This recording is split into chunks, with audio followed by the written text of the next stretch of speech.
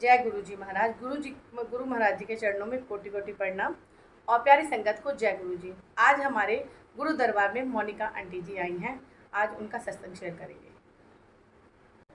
जय गुरु जी। जो संगत मेरे को सुन रही है इस टाइम, सबको मेरी तरफ से जय गुरु जी। गुरु जी का मेरो वाला हाथ सब पे बना रहे, यही मेरी दुआ है। मेरी गुरु जी से जर्नी 2014 में शुरू हुई थी। मेरी एक फ्रेंड है अनुकाबा करके, तो वो मुझे लेके गई थी। जिस टाइम मैं गुरु जी के शरण में आई थी, उस टाइम हालात मेरे कुछ ऐसे चल रहे थे भी 24 घंटे डिप्रेशन में रहना, बड़े परेशान। क्योंकि मैं मेरे ख्याल 29 साल की थी जब मेरे हस्बैंड चले गए थे। तो उसके बाद 3 बच्चे थे मेरे पास, 2 बेटियां एक बेटा। उनकी पालने की जिम्मेवारी और सब कुछ करना, बहुत ज़्यादा रिस्पॉन्सिबिलिटीज़ बढ़ गई एकदम से। और इतना ज़्यादा लोगों का बिहेवियर जैसे चेंज हो जाता है बिल्कुल, सारे रिश्तेदार सब बदल गए। उसके बाद जो परेशानियां शुरू हुई लाइफ की, वो चल रही थी। तो मेरी फ्रेंड थी अनुगाबा जी, जो वो देखती रहती थी, जानती थी मेरे बारे में सब कुछ। तो मेरे लिए वो भी बड़ी परेशान रहती थी। तो उनकी सिस्टर गुरुजी के कांटेक्ट में आई थी पहले, बहुत पहले। तो उन्होंने अनु जी को बोला था भी चलो किसी दिन उनको लेके जाते हैं। तो वो मेरी फ्रेंड ने बोला एक बारी मैं जाके आती हूँ, पहले मैं देखती हूँ, फिर मैं तुझे लेके जाऊँगी वहाँ पे। उन्होंने वहाँ जाना शुरू किया गुरु जी के बड़े मंदिर। तो काफ़ी उनको बड़ा अच्छा, उनको क्योंकि वो थोड़ी बहुत ज़्यादा स्पिरिचुअल लेडी जिसको बोलते हैं वो है, और बड़ी पॉजिटिव वाइब्स हैं उनमें। तो वो उनको वो पता लगा भी जैसे वहाँ जाके बहुत शांति मिलती है, बहुत ये 2-3 बार ही वो गई। उसके बाद वो मुझे वहाँ पे लेके गई। और हम लोग कब गए, सावन की वो चल रही थी, कांवड़ यात्रा एक होती है यूपी में, तो हरिद्वार से जल लाते हैं, तो वो चल रही थी। उस टाइम पे सारे रास्ते बंद थे। वो सावन की एकादशी थी उस दिन, जब मैं गुरु जी के बड़े मंदिर गई। उस दिन उन्होंने ठान लिया, कोई ऑटो नहीं चल रहे थे, कुछ नहीं हो रहा था, भी आज जाना है तो जाना है, चाहे कैसे भी जाना है। वो हमें पता नहीं कहाँ से ऑटो वाला घुमा घूम के कैसे हम लोग वहाँ पे गए, मंदिर में पहुँच गए। हम लोग बड़ी मुश्किल से पहुँचे, बट पहुँच गए। मैं भी जैसे पहली बारी गई, गुरुओं पे मुझे विश्वास नहीं था किसी भी तरह का, मैं कभी किसी गुरु को नहीं मानती थी। मेरा यही मानना था कि यही इंसान है भगवान जी की तरफ से, ये भी आए हुए, तो ये कैसे भगवान जी हो सकते हैं, मेरी सोच ये थी। मुझे मेरी फ्रेंड ज़बरदस्ती मुझे लेके गई वहाँ पे, नहीं तू चल देखते हैं, चल तू जाके एक बारी देख सही वहाँ पे क्या है। तो पहली बारी जैसे मैं गई, इधर उधर देख रही हूँ, सब ठीक है, मंदिर में जा रहे हैं, अपना माथा टेका, अपना प्रसाद खाया। उस दिन एकादशी थी, तो उस दिन चावलों की खीर दी प्रसाद में, सोमवार के दिन था। तो मंडे वाले दिन वहाँ पे लंगर प्रसाद नहीं मिलता था, खाली बस चाय प्रसाद और साथ में कुछ भी जो भी था। तो हम लोगों को वहाँ पे चावल की खीर मिली। तो खीर मैंने वहाँ खा तो ली, पर उसको देखे जाऊँ भी आज तो एकादशी है, आज तो चावल नहीं खाने होते, वही वहमों के मारे हम लोग सब। तो मेरी फ्रेंड ने बोला नहीं चुपचाप खा ले, गुरु जी का प्रसाद है, बस खा ले। खा के हम लोग आ गए घर। एज़ यूजुअल जैसे ज़िंदगी शुरू चलती है वैसी चलती रही। बट उसके जाने के बाद, वहाँ जाने के बाद एक चेंज ऐसा आया, मन तो मानने को किसी बात को तैयार नहीं था भी एक मंदिर ही गए हैं तो मंदिर गए हैं। बट वो गुरुजी ना अपने आप ही जैसे उन्होंने अपने आप को मेरे से जोड़ना शुरू किया। अपने आप दिमाग में आने लग गए। जब मैं कभी कोई मंदिर का सोचूं, जैसे पूजा पाठ कर रहे हैं, भगवान जी की तरफ ध्यान लगाते हैं, तो वो उन्हीं का ही मतलब स्वरूप मुझे दिखाई नहीं देता था उस टाइम पे, क्योंकि मेरी आंखों का कैटरेक्ट ऑपरेशन हुआ था जिसमें मेरा सेंट्रल विज़न चला गया था। तो मुझे उनका पता नहीं था भी उनकी शक्ल कैसी है, गुरु जी की क्या है। मैं मंदिर गई, बस पता था ये लगे हुए स्वरूप, मुझे नहीं पता वो कैसे थे, तो मैं बस वैसे ही आ गई। बट दिमाग में वो मेरे चलते रहते थे, एक नीले रंग का चोला उनका, उसी में ही मुझे वो ऐसे ही दिखते रहते थे। मैं अपनी इमेजिनेशन में ही उनकी शक्ल बनाती थी भी वो ऐसे होंगे वैसे होंगे, दिखाई नहीं देते थे। आए हम लोग वहाँ से, तो वहाँ एक मंदिर में जब मैं पहली बार गई, वहाँ एक और अजीब बात हुई मेरे साथ। वहाँ पे कम से कम उस दिन 200-250 के करीब लोग होंगे, बहुत गर्मी थी उस टाइम पे। तो वहाँ पहले गुरुजी के स्वरूप ना एक टेबल पे लगा देते थे, 2014 में जब हम लोग गए थे। तो वहाँ पे गुरुजी की सेवादार 2-3 वहाँ पे खड़े होते थे, तो सबकी लाइन लगवा देते थे भी वहाँ पे लाइन में जो लगा हुआ है, तो जितने बट गए ऐसे होता था। पर वहाँ हम लोग लाइन में लगे रहे, कम से कम 1.5 से 2 घंटा हम लोग लाइन में लगे रहे, इतनी गर्मी में। तो लोगों ने ना वहाँ वो शुरू कर दी, जैसे भी हमें पहले दो, हमें पहले दो। भीड़ एकदम टेबल के आसपास इकट्ठी हो गई। तो वो सेवादारों ने सेवा बंद कर दी भी हम किसी को कुछ नहीं दे रहे, सारी संगत चले जाओ, हम आज नहीं बांटेंगे स्वरूप, क्योंकि लोगों ने बहुत ज़्यादा शोर मचाना शुरू कर दिया था। तो हम लोग भी साइड पे खड़े हो गए। तो पता नहीं एक सेवादार कौन थे, उन्होंने मुझे बुलाया इतनी सारी भीड़ में, ये आंटी आप इधर आओ। तो मैं गई, मैं हाँ जी बोलो। फिर ये ना आपके लिए प्रसाद है गुरु जी का।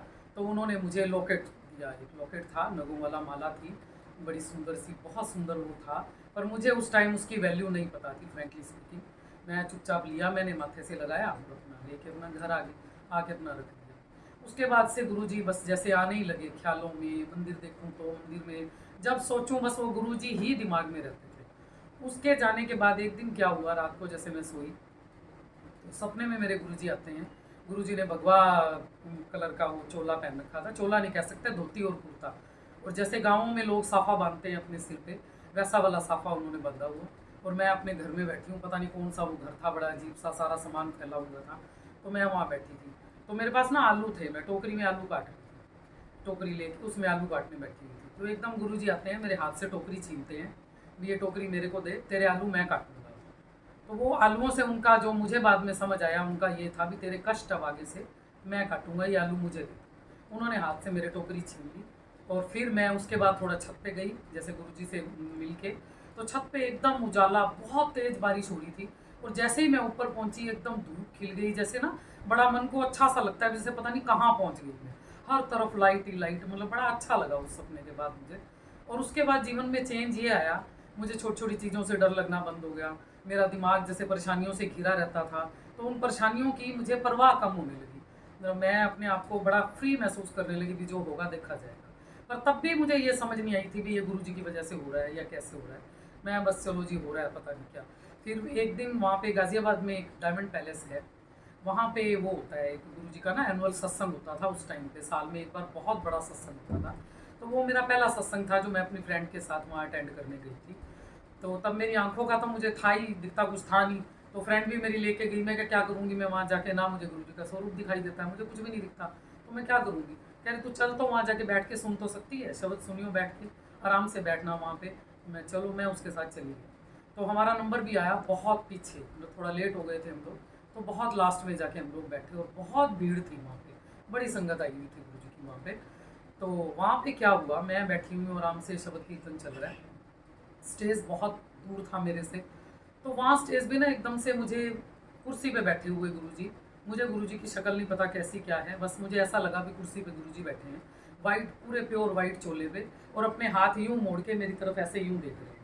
और मैं अपनी साथ वाली फ्रेंड को बोल रही हूँ, मैं कही ये जो सेवादार जिन्होंने ये सारा अरेंज किया है, इन्होंने ये कितना अच्छा गुरुजी का स्वरूप लगाया है, भी इतना बड़ा स्वरूप लगा हुआ है भी मेरे जैसे को भी दिखाई दे रहा है। तो ये कितनी अच्छी बात है, भी कोई आया है तो किसी की आंखों में प्रॉब्लम है या कुछ है तो उन्हें दिख रहा है। तो मैंने उनको बोला, तो वो मेरे को बोली तू चुपचाप देख, बस जो तुझे दिखाई दे रहा है तू चुपचाप देख। वो मुस्कुराने लगी मेरे साथ बैठ के। फिर थोड़ी देर बाद मुझे वो नीले चोले में दिखे खड़े हुए, कभी मुझे वो पीले चोले में दिख रहे हैं। मैंने उनको रियल में नहीं जानती मैं, उनको भी वो इन चोलों में दिखते हैं या इन चोलों में होते हैं, मुझे नहीं पता।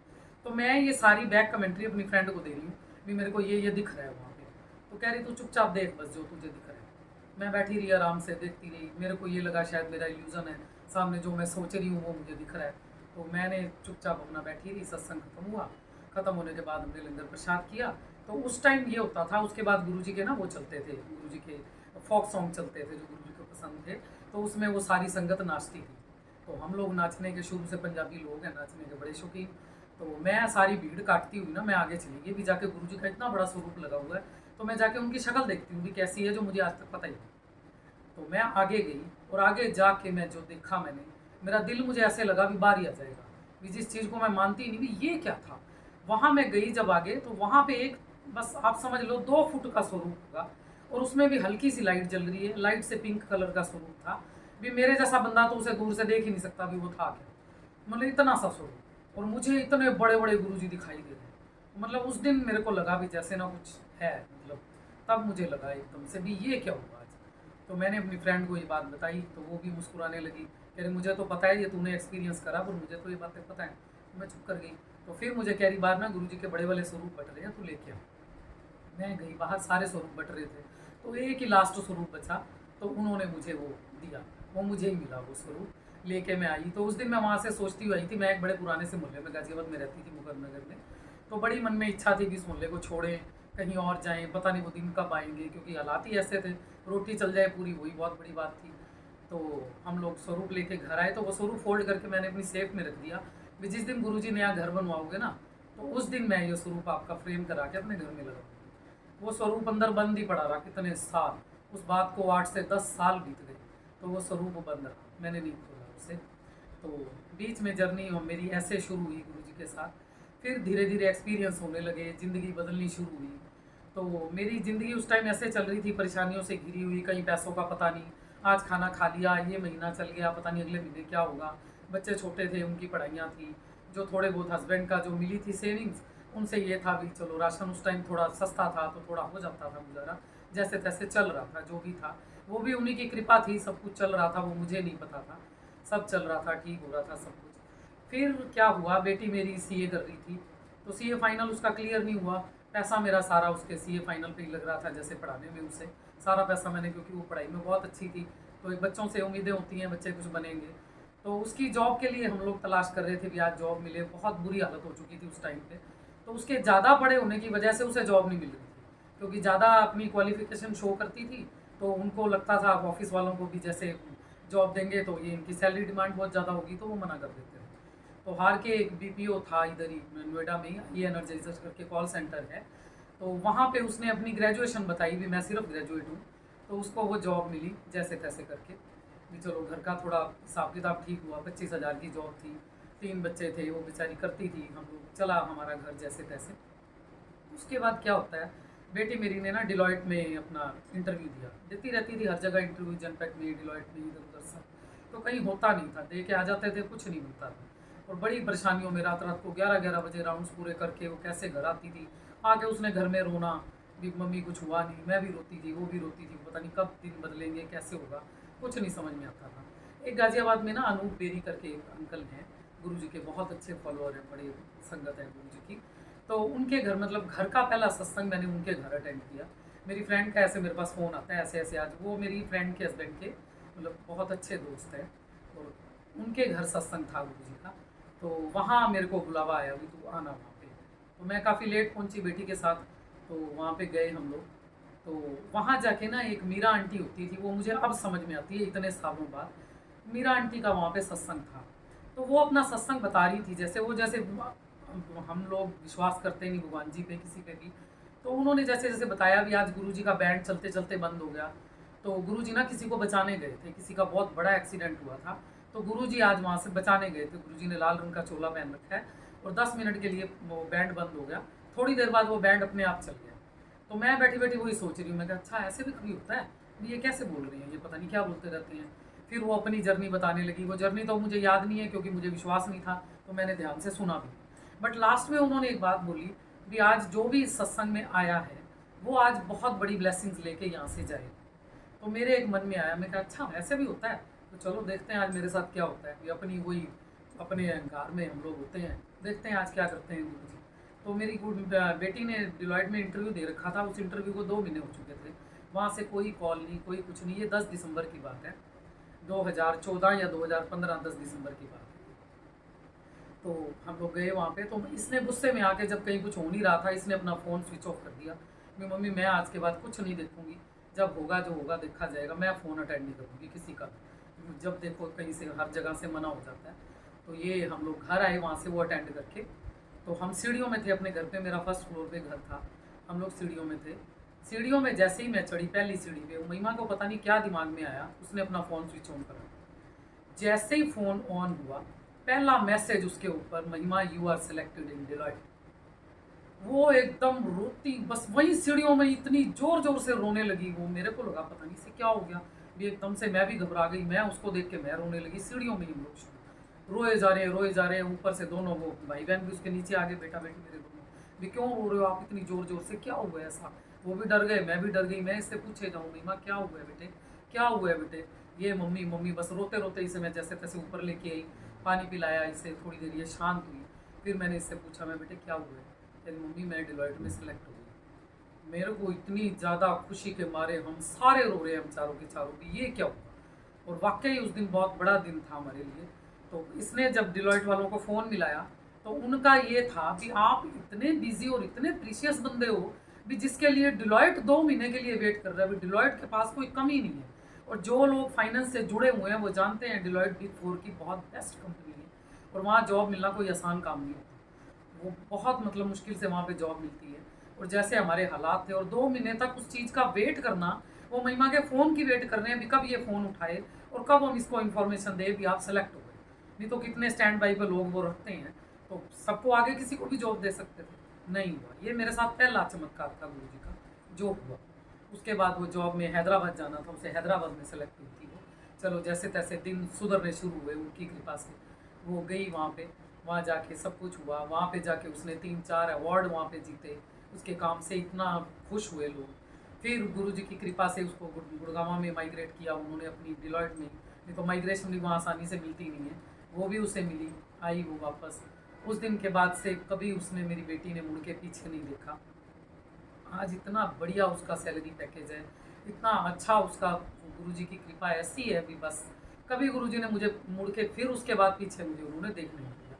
जा रही घर की बात, घर लोगों के बिकते थे, सब कुछ होता था, तो मैं देखती थी अब ये पुराना सा घर हमारा कौन खरीदेगा, हम कब बाहर जाएंगे, कैसे होगा। तो 2 साल बीच में कोरोना आया, तो गुरुजी के साथ मेरा यही रहता था। कोरोना से 2-3 महीने पहले बिटिया मेरी वापस यहाँ माइग्रेट हो गई थी। ये भी गुरुजी का बहुत बड़ा आशीर्वाद था। अभी कोरोना के टाइम पे वो मेरे पास रही, तो वापस आई वो। तो हम लोग घर के लिए सोचते रहते थे कैसे बनाएंगे, कैसे करेंगे, कैसे होगा, हमारे पास तो पैसे भी नहीं है, कुछ भी नहीं है। पर गुरु जी वही जहाँ पे कुछ करने को आते हैं ना, तो वाकई वो मैं समझ सकती हूँ कि गुरु जी कैसे करते हैं, वो हम लोग सोच भी नहीं पाते। मेरी बेटी की उस टाइम सैलरी थी सिर्फ 35,000 पर मंथ जब वो स्टार्टिंग पैकेज पे गई। तो उसके बाद उसने हैदराबाद में अपना पीजी का खर्चा भी निकालती थी, हमें भी देती थी सब कुछ, हम लोगों जैसे घर पे खर्चा भेजना। वो अपना 8-9 हज़ार में पता नहीं कैसे वहाँ पे बिताती थी, पीजी का किराया भी देती थी, खाना पीना भी देखती थी। तो उसके बाद वो हमें भेजती थी पैसे, हमने भी सारा बच्चों की पढ़ाई का देखना। जैसे तैसे हमारे दिन कट रहे थे। कोरोना आया, सब लॉकडाउन हो गया। सब लॉकडाउन में लोग और ज़्यादा परेशान, सैलरी मिल रही है, किसी को नहीं मिल रही। यहाँ गुरुजी की इतनी मेहर थी भी हमारा सब कुछ ठीक ठाक चलता है। उस लॉकडाउन के पीरियड में आप खुद सोच सकते हो कि 35,000 रुपये की सैलरी में, जिसमें हमारा पूरा घर का खर्चा चल रहा है, हम लोगों ने 10 लाख रुपए जोड़े उस 2 साल के अंदर। कहाँ से जोड़े, कैसे जोड़े, हमें नहीं पता कैसे जोड़े। कोरोना के अंदर ही गुरुजी ने नोएडा का मुझे चक्कर लगवाया, यहाँ से घर पसंद आया हम लोगों को, हमने घर का बयाना दिया। वो जो 10 लाख गुरुजी ने जुड़वाए थे, उस 10 लाख में मेरी उस घर की कैश डाउन पेमेंट गई। उसके बाद उसकी जो रजिस्ट्री करवानी थी वो निकली, मैंने घर का काम कराया। लोन मैंने ज़रूर लिया 30 लाख रुपए का, कि तब तक मेरा वो घर बिका नहीं था, तो लोन लिया हमने 30 लाख का। तो उसमें हमारा मतलब, मुझे एक भी पैसा बैंक के अलावा किसी एक बंदे से एक सिंगल पैनी गुरुजी ने मुझे उधार नहीं लेने दी। मतलब इतने खराब हालात होने के बावजूद ये इतनी बड़ी ब्लेसिंग थी गुरुजी की। और उसके बाद जैसे मेरा वो घर बिका, हम लोग यहाँ नोएडा में शिफ्ट हो गए, तो मुझे यही टेंशन थी घर कब बिकेगा, कैसे लोन उतरेगा, बेटी की शादी करनी है, तो उसके बाद ससुराल जाएगी, वो कैसे देगी हमें इतने पैसे, तो उनके घर में भी कलेश रहेगा, कैसे चलेगा सब कुछ। पर वो गुरुजी हैं, करने वाले बैठे हैं वो। तो वो रात को मेरे सपने में एक दिन आते हैं। मकान बनने से पहले मैं ये थोड़ा स्किप कर गई, जब मकान का बनने का मेरे हम लोगों के दिमाग में चल रहा था, तो एक दिन मैं वही सपने में सोच रही हूँ, जैसे सोए हम लोग, सपने में गुरुजी मेरे आते हैं। मेरे घर में ना ऊपर बहुत ऊंची मेरी छत थी, छत पे गुरुजी खड़े हैं, मैं नीचे, मेरे हस्बैंड भी जा चुके हैं, पर वो भी उस दिन मेरे साथ, हम लोग नीचे खड़े थे ग्राउंड फ्लोर पे। तो मैं इनको, अपने हस्बैंड को बोल रही हूँ सपने में भी, सुनो मैं क्या जी, मेरे को ना गुरुजी अभी मिले थे, पता नहीं गुरुजी कहाँ चले गए, अभी दिखाई दे रहे थे, अभी हमारे साथ थे गुरुजी, पता नहीं गुरुजी कहाँ गए। तो कह रहे वो देखो वो रहे ऊपर गुरुजी। तो मैंने ऊपर देखा तो ऊपर छत पे गुरुजी, छत गुरुजी के हाथ में एक वो था सीमेंट वाला रंदा जो मिस्त्रियों के पास होता है, जिससे वो दीवारें बनाते हैं, सीमेंट लगाते हैं जिससे, गुरुजी वो लेके मेरी छत के ऊपर सीमेंट लगा रहे थे, वहाँ ऊपर छत पे खड़े हुए। तो मैं गुरुजी को देख रही हूँ, मैं क्या गुरुजी कि मैं साढ़े करके मैं रिपेयर कर दे पर थल्ले आओ तुसी एक ही करके करन लग गए। कहते नहीं तू चुप कर, मैं जो करता मैं मनु कर दे। तो मैं अपने हस्बैंड के साथ नीचे ही खड़ी रही और मेरी नींद टूट गई।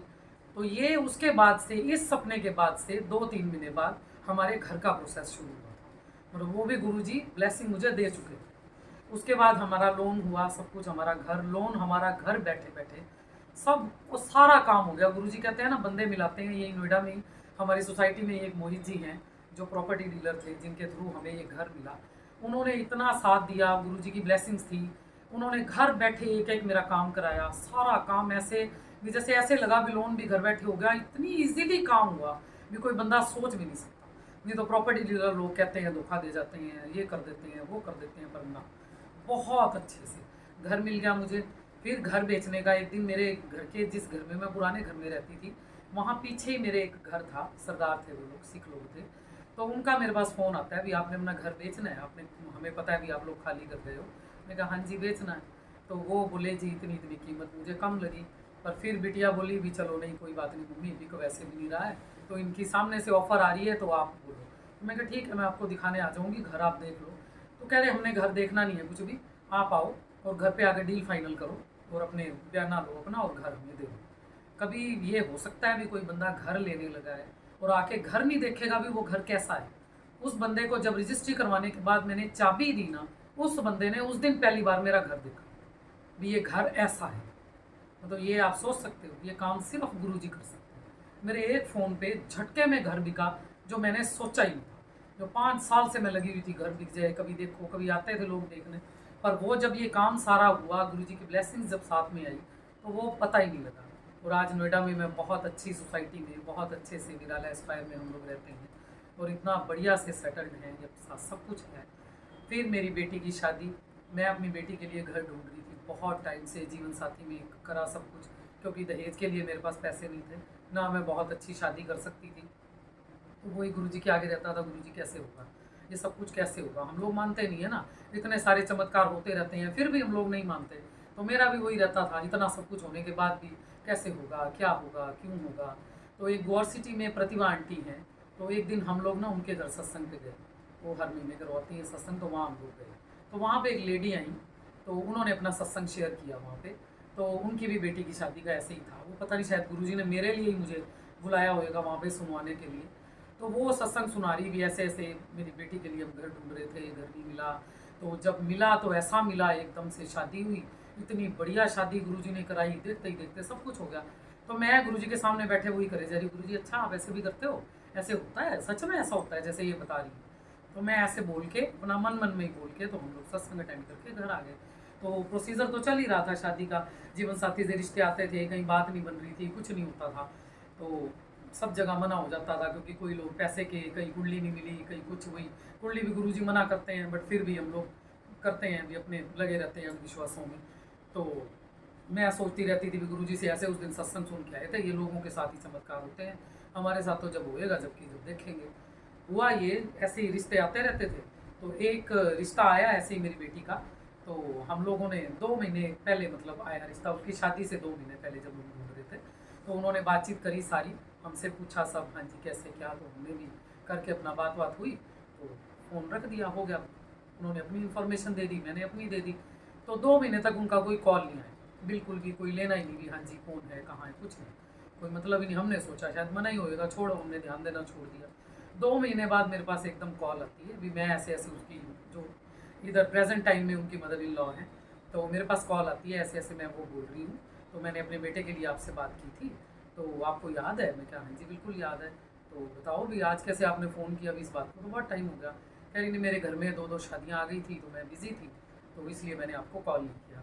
तो अब मैं बात आगे बढ़ाना चाहती हूँ। मैं ठीक है। तो हम लोगों ने आपस में बात की, देखने गए हम लोग, बातचीत हुई आपस में, थोड़ा ऐसे करके अपना आ गए फाइनल करते भी चलो ठीक है जी। तो आए, तब भी ऐसा उनकी तरफ से अभी कोई जवाब नहीं आया था। तो 2-3 दिन उस बात को बीते होंगे, तो जी हमें पसंद है आपकी बेटी, तो बच्चों को भी पसंद, आपस में इन्होंने उनकी बात करवाई, तो ओके हो गया, चलो करते हैं।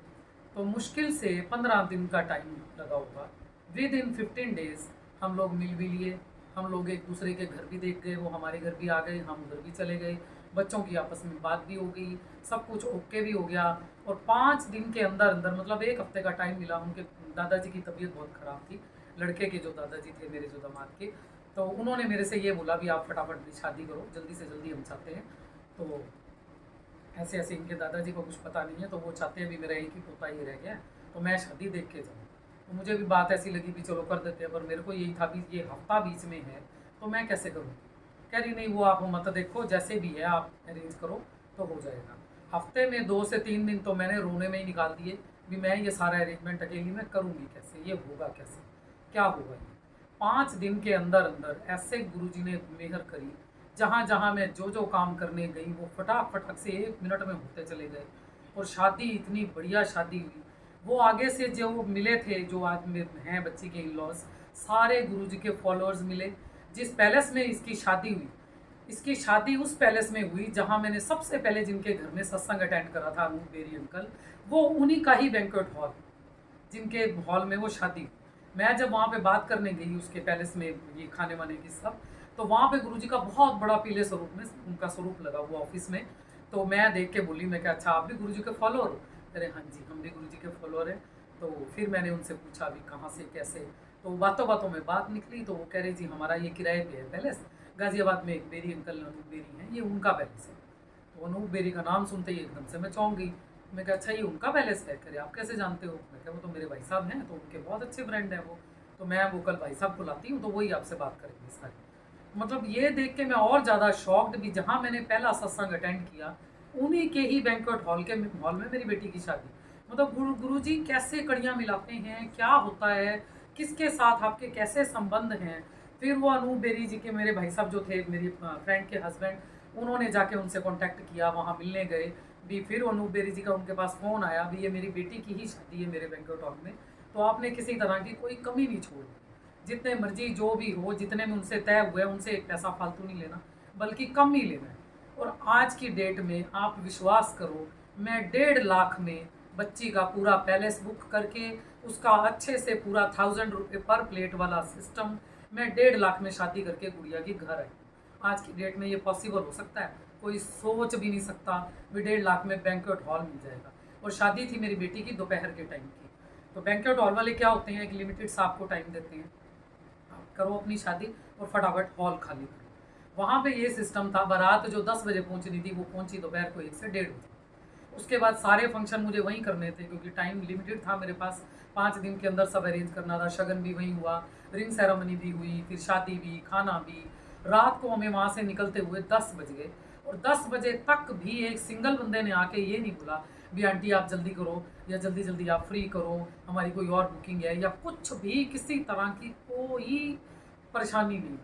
मतलब देख के इतना ज़्यादा उस दिन गुरुजी के आगे जाके हाथ जोड़े भी, गुरुजी आप सच में हो, सच में। और इतना बढ़िया आज तक लोग तारीफ करते हैं। मेरे हस्बैंड के जाने के बाद आपको पता ही है दुनियादारी कैसी होती है, रिश्तेदार इतना खिलसते थे, ये दिल्ली जैसे शहर में रह के पता नहीं कैसे सर्वाइव कर रही है, पता नहीं इसके बच्चे कैसे बनेंगे, पता नहीं ये क्या करेगी, ये कैसे करेगी सब कुछ। शादी में भी किसी ने नहीं पूछा तेरे को पैसे चाहिए या कुछ चाहिए तो कैसे करेगी, या मकान बनाने के टाइम एक लोगों को जलन सी होती है ना, जेलसी सी होती है एक दूसरे से, रिश्तेदारों को खास करके होती है। तो ये चीज़ें थी। तो बाद में वही सारे भी हैरान थे भी ये इसने इतना बड़ा काम कैसे कर लिया, ये कैसे हो गया सब कुछ। एक एक बंदे ने तारीफ की, और गुरुजी ने जो घर दिलवाया, ऐसी उनकी कृपा है, इतने अच्छे लोग मिले, इतने कम से उन्होंने कुछ नहीं मांगा मेरे से भी हमें दहेज चाहिए या हमें कुछ चाहिए। मैंने सिर्फ कपड़ा और जो मैंने उसके लिए गोल्ड बनाया हुआ था थोड़ा बहुत, जो मैंने अपना मैं कर सकती थी, मैंने वही किया। उन्होंने कुछ नहीं बोला भी हाँ जी हमें हमें ये कमी रह गई या कुछ ऐसा, मतलब ही नहीं। बहुत अच्छे लोग उनकी कृपा से, मतलब ऐसे हैं हमारे गुरुजी। फिर मेरी आंखों का हुआ, मेरी आंखों में सेंटर विजन मेरा चला गया, कैटरेक्ट का ऑपरेशन मैंने कराया। उससे पहले 2-3 सर्जरी मेरी आंखों की, रेटिनल डिटैचमेंट की प्रॉब्लम थी मुझे, चश्मा बहुत हाई मायोपिया था, अब भी है, सब कुछ है। तो आंखें मेरी ख़राब हो गई, तो मैं गुरुजी के सामने वही करती रहती थी, गुरुजी मेरी आंखें ठीक करो, गुरुजी मेरी आंखें ठीक करो। तो गुरुजी एक दिन मेरे सपने में आते हैं, कह रहे हैं तेरी आंखें जैसी पहली थी ना, मैं वैसे ठीक तो नहीं कर सकता, वो तेरे कुछ कर्म ऐसे हैं, मैं पूरी आंखें तेरी ठीक नहीं कर सकता, बट तेरी आंखें जितनी सेंट्रल विजन से पहले थी, जाने से पहले, उतनी मैं तेरी कर दूँगा, तुझे दिक्कत नहीं आएगी कभी। ये बात बोल के गुरुजी चले गए। और आज की डेट में डॉक्टर्स भी हैरान होते हैं, जितनी मेरी आंखों की सर्जरीज हुई हैं। कोई मेरे से पूछता है आपको ये टेढ़ा टेढ़ा दिखाई देता है सब कुछ, कोई कहता है आपको ब्लर दिखाई देता है सब कुछ, कोई कुछ भी। जब भी आपको ये हो तो आप फटाफट चले आना, आपकी आंखों में ये दिक्कत हो सकती है, आपकी आंखों में वो दिक्कत हो सकती है। बट गुरुजी की कृपा ऐसी है, ठीक है सेंटर विजन से मुझे नहीं इतना वो पता लगता मुझे, पर साइड विजन उन्होंने मेरा रखा हुआ है। और आज भी मैं जाती हूँ, सब सारे काम अपने करती हूँ, अपने बच्चों की शक्ल देख पाती हूँ, सब कुछ करती हूँ। मतलब ये उनकी एक कृपा है मेरे पे, बहुत बड़ी कृपा है उनकी मेरे पे, बहुत अच्छे से उन्होंने रखा हुआ है। बस वही मैं कहूँगी भी, उनका इतना थैंक यू है। सत्संग बहुत हैं, बहुत सत्संग है, छोटे छोटे, पर फिर कभी शेयर करेंगे। इनकी कृपा, सारे गुरुजी की ब्लेसिंग्स इतनी है कि वही चाहती हूँ मैं भी, जो लोग नहीं समझते इस चीज़ को वो समझें, और ये सच में ये होता है, क्योंकि मैं बिल्कुल नहीं मानती थी इन चीज़ों को, और सच में गुरुजी करते हैं, ये सब कुछ गुरुजी करते हैं। एक बारी उनसे जुड़ने की देर है, और मेरे को तो उन्होंने ऐसा जरिया बनाया, मैं कभी गुरुजी की कोई स्पेशल पूजा नहीं करती, कभी कोई स्पेशल उनके आगे नहीं बैठती। हाँ, मन में मेरे 24 घंटे गुरुजी चलते हैं, पर मैं मतलब उनके लिए स्पेशल मैं कुछ भी नहीं करती। लोग होते हैं पूजा पाठ करो, 2-2 घंटे गुरुजी के आगे बैठो, मंत्र जाप करो। मंत्र जाप मैं भी करती हूँ, पर बस रात को सोते टाइम चलते फिरते जैसे भी है मैं करती हूँ। पर फिर भी वो गुरुजी मेरे साथ रहते हैं। पर उनकी एक कृपा ऐसी है, अभी मेरी आंखों का चक्कर है, मैं अकेले कहीं नहीं आ जा सकती, कोई ना कोई मेरे साथ होना चाहिए, मैं सड़क नहीं पार कर सकती, जैसे डर लगता है मुझे। तो पर गुरुजी कराते हैं। बट उन्होंने मुझे ऐसा बनाया है, मेरा जिस पुराने मैं कॉलोनी में मैं रहती थी, मतलब गुरुजी से मिलवाने का जरिया लोगों को उन्होंने मेरे द्वारा करवाया। मैं जितना मेरा सारा लोग जितने भी मेरे जानने वाले मेरे सर्कल में, उन सबको सारे मेरे थ्रू गुरुजी से जुड़े। ये पता नहीं गुरुजी का कौन सा आशीर्वाद है, क्या है उनकी ब्लेसिंग्स, और वो सब के सब मेरे थ्रू गुरुजी से मिले। हालांकि अब वो सारे अपना करते हैं गुरुजी का, सब गुरुजी का फॉलोअर बन गए, पर पहली बारी जब वो मिले वो सब मेरे थ्रू वहाँ से गए। वो पता नहीं गुरुजी की कौन सी ब्लेसिंग्स थी जो उन्होंने मुझे देनी थी। बस यही मैं कहना चाहूँगी। एक लास्ट में 2 लाइनें मैं गुरुजी के लिए ज़रूर बोलना चाहूँगी। गुरुजी के लिए एक छोटा सा एक वो है उनके लिए, ये कैसे करूँ शुक्रिया, कैसे करूँ शुक्रिया, इतना दिया है दाता झोली में ना समाता, इतना दिया है दाता झोली में ना समाता, तेरी कृपा से जिया, कैसे करूँ शुक्रिया, कैसे करूँ शुक्रिया। शुक्राना गुरुजी, शुक्राना गुरुजी, जय गुरुजी, शुक्राना।